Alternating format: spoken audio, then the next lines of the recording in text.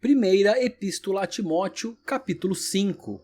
Não repreenda um homem mais velho, pelo contrário, exorte-o como faria com seu pai. Trate os mais jovens como irmãos, as mulheres mais velhas como mães e as mais jovens como irmãs, com toda pureza.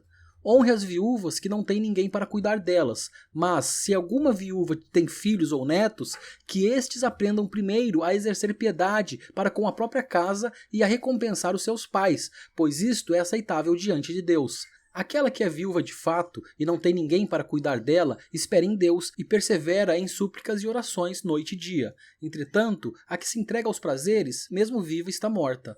Ordene estas coisas para que sejam irrepreensíveis.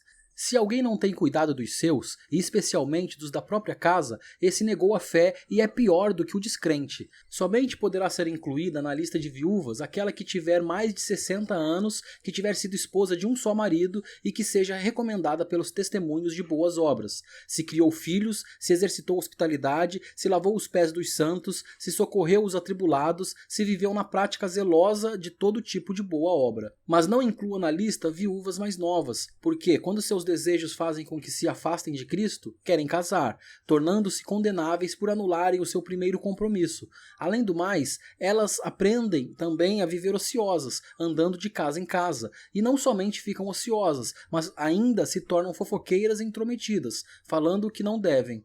Por isso, quero que as viúvas mais novas casem, criem filhos, sejam boas donas de casa e não deem ao adversário motivo algum para falar mal de nós, pois algumas já se desviaram, seguindo Satanás. Se alguma mulher crente tem viúvas em sua família, socorra-as, para que a igreja não fique sobrecarregada e possa socorrer as viúvas que não têm ninguém. Devem ser considerados merecedores de pagamento em dobro os presbíteros que presidem bem, especialmente os que se esforçam na pregação da palavra e no ensino, pois a Escritura declara: não amordace o boi quando ele pisa o trigo, e ainda, o trabalhador é digno do seu salário. Não aceite denúncia contra presbítero, a não ser exclusivamente sob depoimento de 2 ou 3 testemunhas.